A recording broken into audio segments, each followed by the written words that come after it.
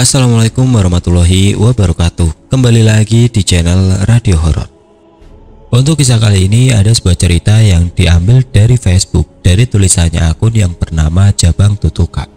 Dan untuk kisah yang akan saya bawakan kali ini yaitu sebuah kisah yang berjudul Akibat Pembalut Wanita. Sebelum kita masuk ke ceritanya, tekan dulu tombol like video ini dan jangan lupa tekan juga tombol subscribe channel ini. Dan nyalakan juga lonceng notifikasinya agar teman-teman tidak ketinggalan cerita-cerita baru dari channel ini. Dan bagi teman-teman yang ingin membaca langsung ceritanya, nanti silahkan saja kunjungi linknya yang nanti akan saya sertakan di kolom deskripsi. Dan jangan lupa follow juga akun Twitter penulis. Dan seperti apa untuk kelanjutan kisah ini? Langsung saja kita simak berikut ini.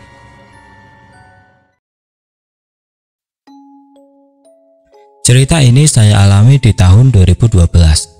Sebelumnya saya pernah menulis cerita ini di salah satu media sosial pada tahun 2017. Mungkin dari kalian pernah ada juga yang membacanya di sini. Perkenalkan, kami adalah pasangan yang baru jadian dan saling mencintai. Nama saya Adi, nama samaran, dan pacar saya panggil saja L. Di awal pacaran, saya adalah orang yang selalu ada untuk dia dan selalu mengantar jemput dia selama dia kerja. Saya sendiri bekerja sebagai pedagang dan freelance, jadi cukup fleksibel waktu saya. 6 bulan sudah kita jalani hubungan ini dan L tiba-tiba memutuskan untuk kos. Alasannya karena kasihan melihat saya yang jauh tiap hari bolak-balik antar jemput dia. Rumah saya di Ciamplas, Bandung, dan L di Bojong Soang. Padahal saya tidak pernah mengeluh untuk mengantar jemput dia.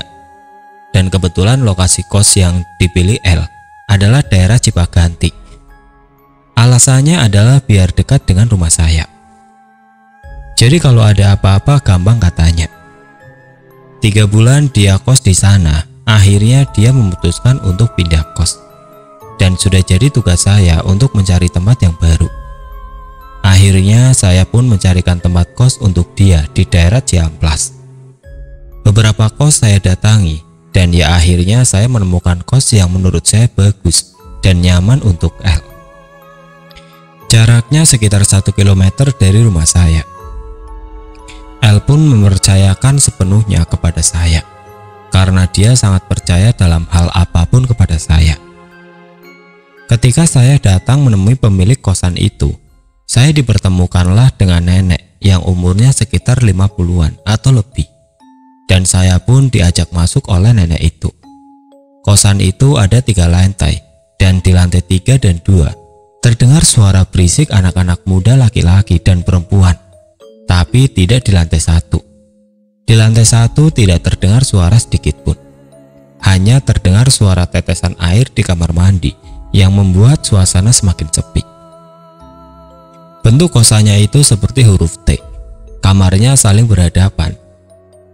Ada 6 kamar yang berhadapan dan 2 kamar ada di ujung kanan dan kiri bersebelahan dengan kamar mandi. Dan setiap lantai mempunyai kamar mandi di ujung kanan dan kiri. Setelah melihat-lihat, saya putuskan meminta kamar di lantai 2 karena lumayan ramai dan tidak terlalu jauh juga. Karena kalau di lantai 3 kasihan, L terlalu jauh naiknya. Tapi dengan santai nenek itu bilang kalau di lantai 2 dan 3 sudah penuh terisi, hanya tinggal di lantai 1. Saya pun bingung karena harus saya putuskan cepat-cepat. Akhirnya saya putuskan mengambil di lantai 1, tapi saya meminta kamar depan dekat gerbang masuk. Tapi nenek itu pun bilang kamar paling depan dua-duanya sudah terisi, cuma belum datang. Oke, aku pun minta kamar di tengah, samping kamar paling depan, karena itu terlihat kosong juga. Dan nenek itu pun mengatakan hal yang sama. Kalau kamar itu juga sudah diisi. Kata neneknya cuma ada 1 kamar, yaitu kamar paling ujung sebelah kanan, dekat kamar mandi. Tidak ada pilihan lain, saya ambil kamar itu. Pikirku, tidak apa-apalah. Toh ternyata kamar di lantai 1 juga nantinya akan penuh, berarti nanti juga akan ramai di lantai sini. Jujur dalam hati, saya pun merasa sedikit merinding berada di lantai 1 ini. Tapi entah kenapa di sisi lain, saya pun merasa tertarik dengan kosan ini. Akhirnya saya pun membayar kamar itu untuk 1 bulan pertama. Dan salahnya saya tidak memperlihatkan terlebih dahulu kondisi kosan ini kepada L.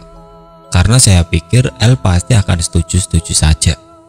Setelah membayar, saya pun bilang pada nenek tersebut akan menempatinya malam ini.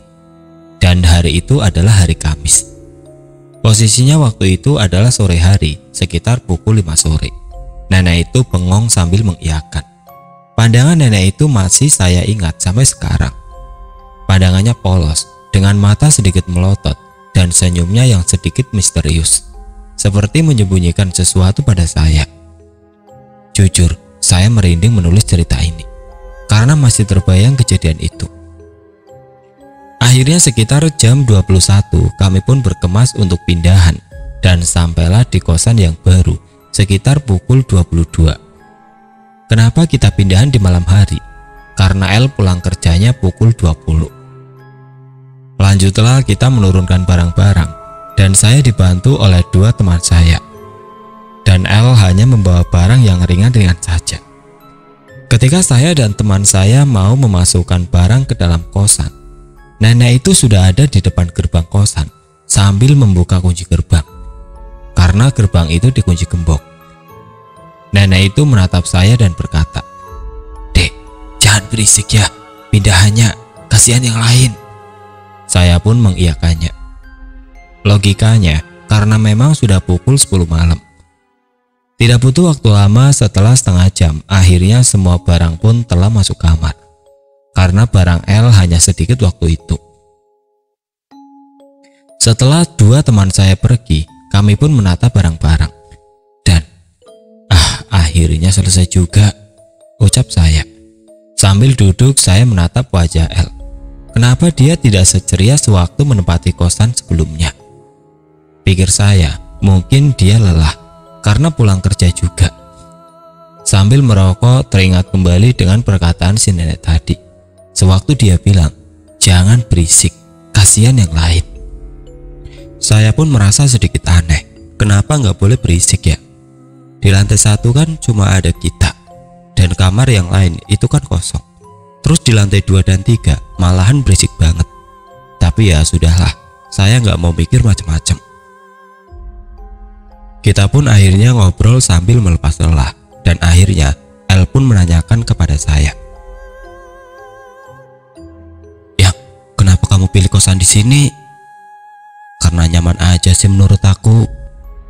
L pun mengerutkan wajahnya seperti ada yang mau dikatakan pada saya, tapi dia takut untuk mengatakannya.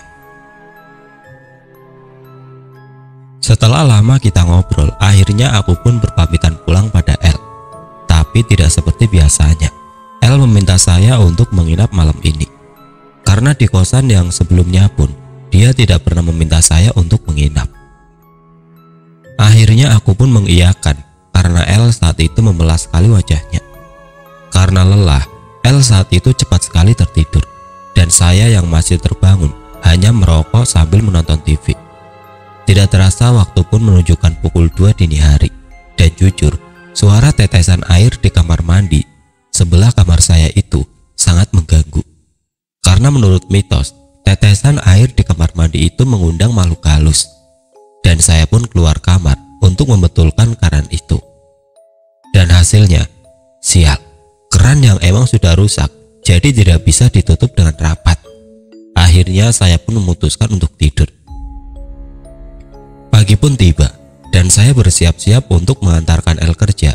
Selang L bersiap-siap di kamarnya, saya pun menunggu di luar dan bertemu si nenek. Si nenek pun senyum lalu berkata, "Dek, nenek lupa mau kasih tahu, kamar mandi yang sebelah adik itu untuk cuci-cuci, dan yang sebelah kiri sana itu untuk mandi." Saya bilang oh dan mengiyakan perkataan si nenek. Selama perjalanan mengantarkan L kerja, saya berpikir, kenapa kamar mandinya harus dibedakan ya? Padahal nggak ada yang beda dengan kamar mandinya. Dua-duanya punya bentuk dan isi yang sama. Ada bak, gayung, dan ember. Hanya lampu saja yang membedakan. Lampu kamar mandi yang ada di sebelah kamar L, yaitu lampu dengan watt yang kecil dan berwarna kuning. Sedangkan lampu kamar mandi sebelah kiri sangat terang dan berwarna putih. Saya pun mulai heran dan ingin menanyakan, tapi ya sudahlah, saya nggak mau ambil pusing. Di hari kedua, L tidak merengek lagi untuk minta ditemani. Pikir saya mungkin dia sudah mulai nyaman dengan kamar barunya. Saya pun pulang dan kita hanya ngobrol di BBM sampai dia tertidur.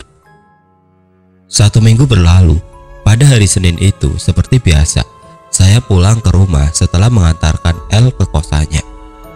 Kita chat seperti biasa sampai L tertidur. Tapi tiba-tiba L menelpon saya sekitar pukul 2.30 pagi. Dengan nada yang sangat ketakutan, dia hanya bilang, "Sayang, kamu cepat ke sini." Dengan perkataan yang sangat tergesa-gesa. Saya pun kaget dan langsung tancap gas menuju kosan. Setibanya di sana, saya melihat wajah L yang teramat pucat dan mata yang terlihat jelas sekali menyimpan ketakutan. Saya pun membawa air dan mencoba menenangkan L. Setelah dia tenang, saya pun menanyakan, "Kamu kenapa?" Dengan sabar saya menunggu jawaban L yang terlihat masih shock. Akhirnya dia pun bercerita bahwa ketika dia tidur, dia terbangunkan oleh suara orang yang mandi di kamar mandi yang tepat berada di samping kamarnya. Dan suara orang mandi tersebut sangat berisik dan terdengar sangat kasar sekali ketika mengambil airnya. "Makanya itu aku sampai terbangun," kata L. Tapi hanya sekitar 10 detik setelah aku bangun, suara orang yang mandi itu hilang, kata L. "Aku takut sayang," kata L. "Karena di lantai ini cuma ada aku yang tinggal." Saya pun mencoba menenangkan L, meyakinkan bahwa kejadian itu hanya mimpi. Kamu yang terbawa sampai kamu terbangun. Akhirnya saya pun tidur menemani dia malam itu. L pun membangunkan saya karena sudah pagi. Dia pun mandi di kamar mandi sebelah kiri, sesuai aturan si nenek. Dan saya masuk ke kamar mandi sebelah kanan karena hanya mau mencuci muka saja. Saat saya masuk di kamar mandi, yang pertama terlintas di pikiran saya adalah kejadian semalam. Saya pun melihat lantai kamar mandi yang masih kering dan gayung yang masih tersimpan di atas bak mandi, dan airnya pun masih terisi penuh. Saya berpikir, di kamar mandi, kalau memang semalam ada yang mandi, setidaknya lantainya harus masih basah. Berarti tebakan saya benar bahwa L semalam hanya bermimpi. Saya pun menceritakan di kamar mandi tadi kepada L. Dan akhirnya L pun berpikir sama bahwa mungkin dia hanya bermimpi. Hari pun berlalu. Hari itu hari Jumat dan saya kembali bertemu dengan si nenek. Tidak ada kata dari si nenek, hanya senyum yang dia berikan saat itu. Tapi entah kenapa saya langsung berpikir, kenapa si nenek itu hanya datang ke tempat kosan setiap hari Jumat. Dan kamar yang dibersihkan itu hanya kamar yang sejajar dengan kamar L yang hanya terhalang oleh kamar mandi. Terus kenapa kamar yang lain tidak dibersihkan?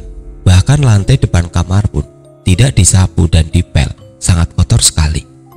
Bahkan masih saya ingat ketika L pertama menempati kamarnya dulu. Kamarnya itu sangat kotor sekali. Saya jadi bingung kenapa harus kamar itu yang dibersihkan. Dalam hati semoga L tidak memikirkan apa yang saya pikirkan, karena nantinya takut dia parno. Hari pun berlalu dan kejadian hari Senin kemarin terulang lagi. L menelpon saya kembali.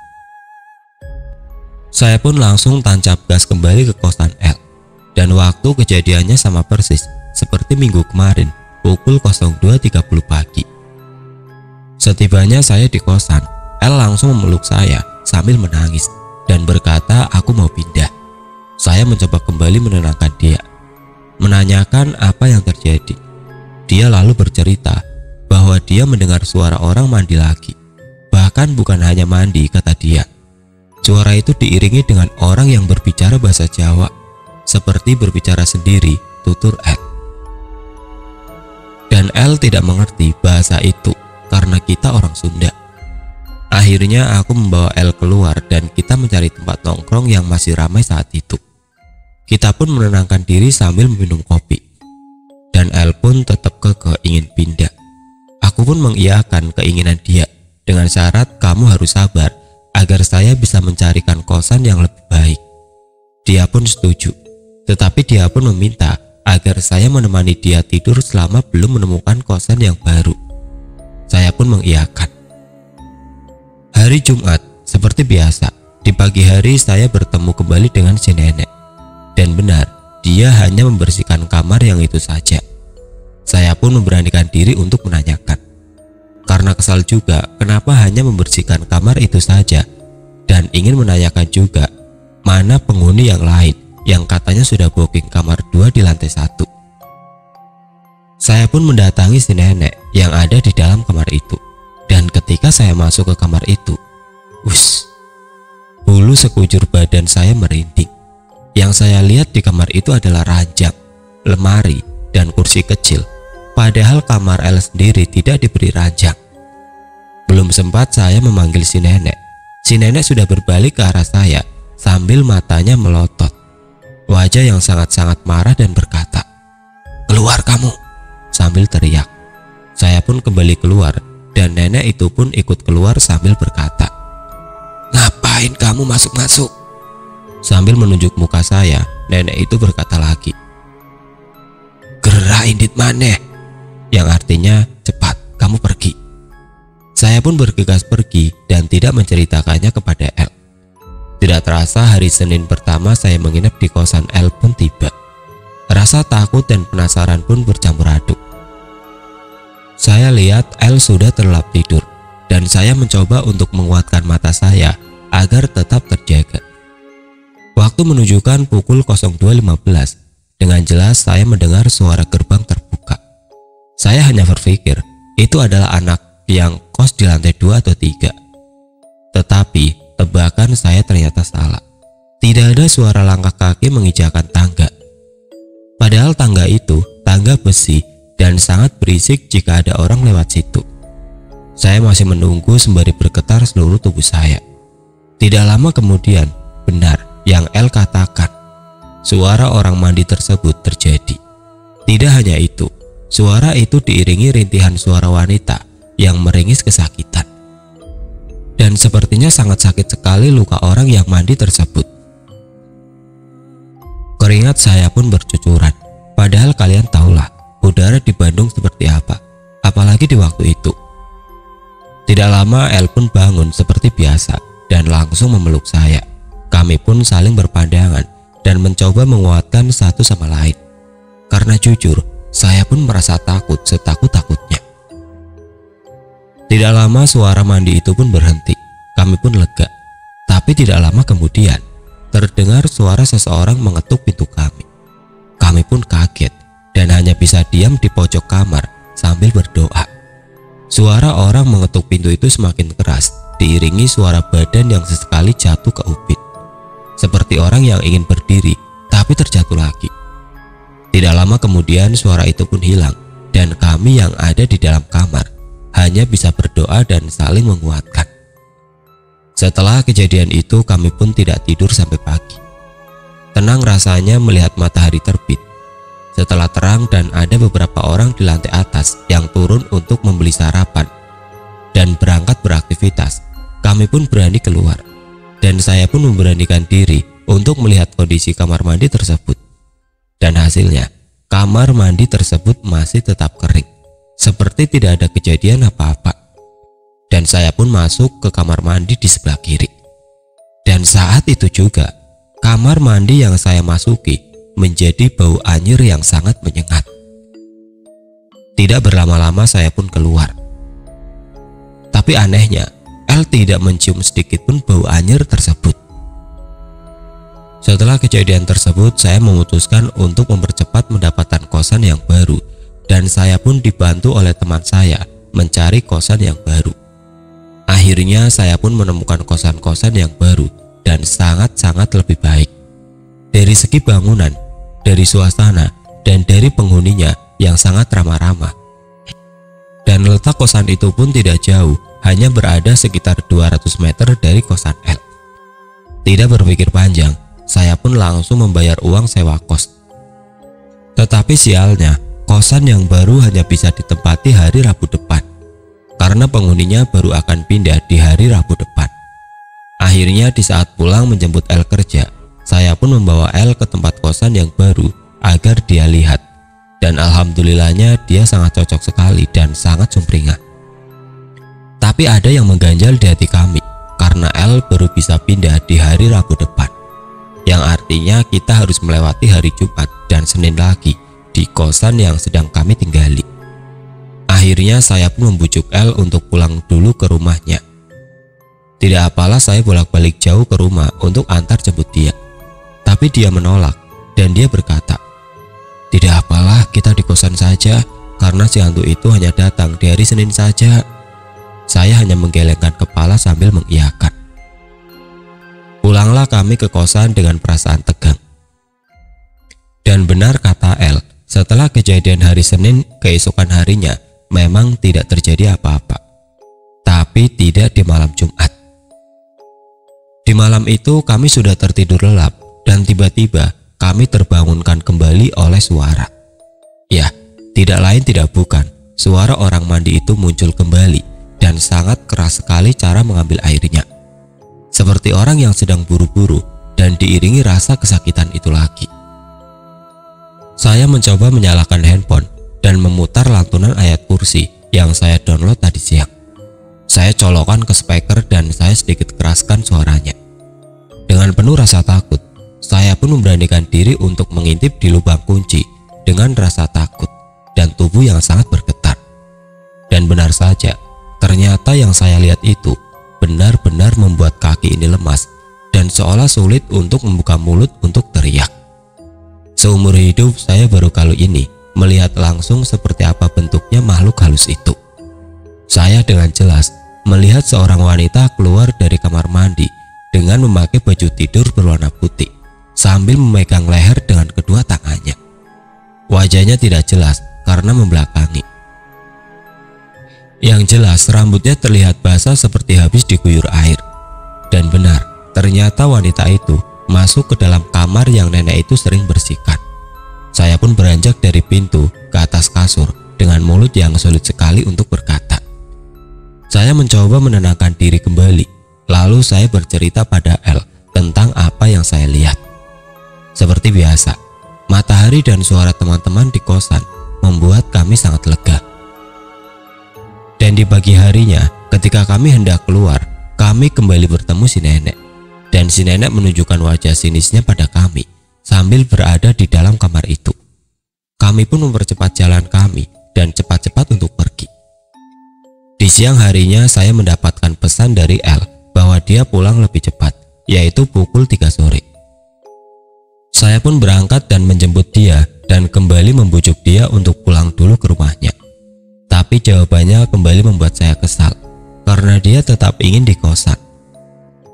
Saya pun mulai kesal, tapi belum saja saya memarahi dia, dia sudah berkata. Dia bilang, "Kita pulang ke kosan dulu saja, nanti jam 9 aku mau dijemput temanku Mindy untuk ikut menginap di rumahnya." Dan jawaban itu pun membuat saya sangat tenang, karena dengan begitu saya pun akan pulang ke rumah saya sendiri. Tibalah kami di kosan pukul 4 sore.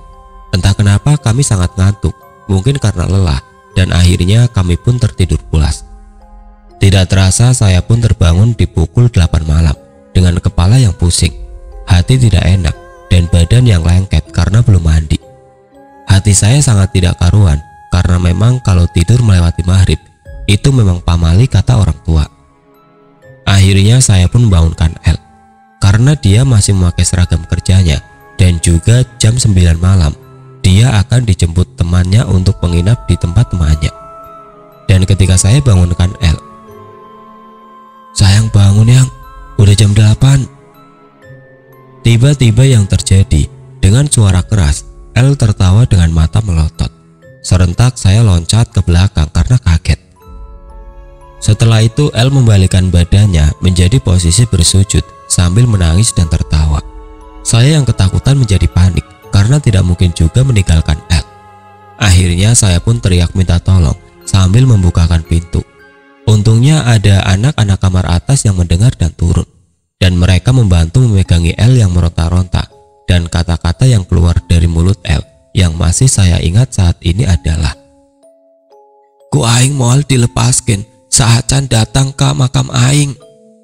Akhirnya salah satu dari anak kosan pergi, dan tidak lama kemudian dia datang dengan si nenek dengan membawa beberapa lembar sapu lidi, dan si nenek pun menempelkan sapu lidi tersebut ke badan L, dan akhirnya L pun terbujur lemas sambil menangis.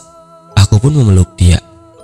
Saat kejadian itu si nenek pun pergi tanpa mengucapkan apapun, dan L diberikan minum sambil ditemani oleh beberapa anak perempuan di kosan itu. Saya pun keluar kamar dan bergabung dengan anak laki-laki lain yang di wajah mereka sudah terlihat jelas ingin banyak menanyakan sesuatu pada saya, dan saya pun menceritakan semua kejadian yang saya alami. Mereka terlihat sangat shock karena kata mereka tidak pernah ada kejadian seperti ini sebelumnya. Memang kamar di bawah selalu kosong kata mereka, dan kalaupun ada yang mengisi, tetapi tidak pernah terjadi apa-apa. Tidak lama Mindy pun datang untuk menjemput L, dan dia pun pergi bersama Mindy. Saya pun berpamitan pulang kepada teman-teman kosan. Dan di hari Sabtu seperti biasa, saya menjemput L, dan kali ini dia nurut untuk pulang ke rumah. Karena aku bilang biar saya yang urus pindahan nanti. "Kamu tinggal tempati saja kosan yang baru. Kamu gak usah balik lagi ke sana," kataku. 2 hari berlalu. Saat itu hari Senin. Ada salah satu teman lama saya yang menghubungi, dan kami saling bercerita di telepon. Dan baru saya ingat bahwa rumah teman saya itu tidak jauh dari tempat kosan angker yang L tempati. Saya pun berniat datang ke rumah teman saya itu. Dan akhirnya setelah ngobrol ke sana kemari, saya baru bilang bahwa pacar saya itu kos di daerah sini juga. "Di mana?" tanya temanku. "Tuh, dekat pintu masuk ke jalan sini," jawabku. Dia pun mengerutkan dahinya, dan saya belum bercerita apa-apa tentang kejadian yang saya alami. Tak lama dia mengajak menunjukkan kosan saya itu. Kebetulan sekali karena saya pun mau ke sana karena ada barang yang mau saya ambil di kamar kosan. Tidak lama kami berjalan, sampailah kami dan saya menunjukkan kosan saya itu. Teman saya hanya menatap mata saya. "Ayo masuk saja," ajak saya pada teman saya. "Serius, ini kosannya?" kata teman saya. "Iya," kataku. Kami pun masuk dan kami pun berjalan. Teman saya terlihat takut sekali ketika memasuki gerbang kosan, apalagi ketika melewati kamar yang sering dibersihkan si nenek itu. Dia terlihat berjalan menjauhi dari kamar dan seolah-olah tidak ingin melihatnya. Saya pun mengambil barang saya di dalam kamar L, dan ternyata teman saya dengan terburu-buru mengatakan, "Ayo cepet, jangan lama-lama." Dari matanya terlihat jelas perasaan takut dan seperti ada yang ingin disampaikannya padaku. Karena memang suasana kosan itu di siang hari pun sangat menyeramkan, sangat sepi seperti lorong rumah sakit. Benar sekali, tanpa saya tanyakan, teman saya sudah langsung bercerita dan menyuruh untuk cepat-cepat pindah dari sini. Dan teman saya pun bercerita bahwa kosan itu adalah tempat bunuh diri seorang mahasiswa di tahun 95. Dan yang lebih mengagetkannya lagi, kamar tempat bunuh dirinya itu adalah kamar di sebelah saya, yaitu kamar yang sering dibersihkan oleh si nenek. Dan perabotan yang ada di kamarnya itu adalah perabotan wanita itu, yang sudah coba dibuang tetapi malah menghantui si pemilik kosan, yang akhirnya disimpanlah di situ. Dan kamar mandi yang ada di sebelah saya adalah di mana wanita itu sering disiksa oleh pacarnya sebelum dia menggantung dirinya. Dan memang hari Senin kejadian gantung diri itu terjadi. Dan kata teman saya, kamar di lantai bawah memang tidak pernah diisi, hanya kamar kamu katanya, yang dari dulu suka diisi. Selebihnya suka dikosongkan. Dan kenapa hari Jumat, teman saya pun tidak tahu persis.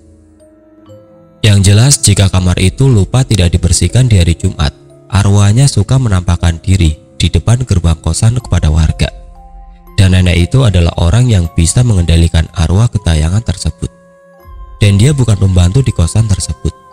Nenek itu hanya membersihkan kamar itu. Sudah lama pemilik kosan tersebut mempercayakan pada nenek tersebut.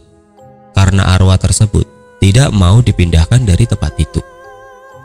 Dan baru saya ingat bahwa saya pun dulu sempat mendengar kejadian bunuh diri itu. Tapi karena saya dulu masih kecil, jadi tidak terlalu menghiraukannya. Di hari Rabu siang, saya pun dengan beberapa teman saya yang membantu pindahan dari kosan itu membawa barang-barang L. Setelah semuanya selesai, saya pun menjemput L dari rumahnya dan membawanya ke kosan yang baru yang lebih baik. Saya pun menceritakan apa yang saya dengar dari teman saya tersebut. Dan L sangat kaget dengan wajah yang melongo. Dan L pun teringat sesuatu yang belum atau lupa dia ceritakan pada saya, yaitu ketika dia pertama pindah ke kosan itu, dia sedang keadaan haid atau datang bulan. Dan karena cerobohnya dia mengaku pernah membuang pembalut ke kamar mandi tersebut, karena dia pikir nggak ada orang yang memakai kamar mandi itu lagi selain dia. Dia pun sempat lupa sampai keesokan hari dia mau ambil kembali dan membuang ke tong sampah. Ternyata pembalut itu sudah tidak ada kata L. Dan saat itu L tidak menghiraukan tentang pembalutnya yang hilang itu, karena dia pikir katanya mungkin sudah ada yang membuangnya.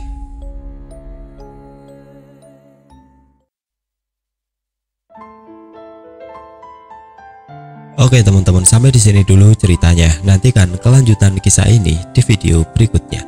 Agar tidak ketinggalan, klik tombol subscribe channel ini dan nyalakan lonceng notifikasinya. Wassalamualaikum warahmatullahi wabarakatuh.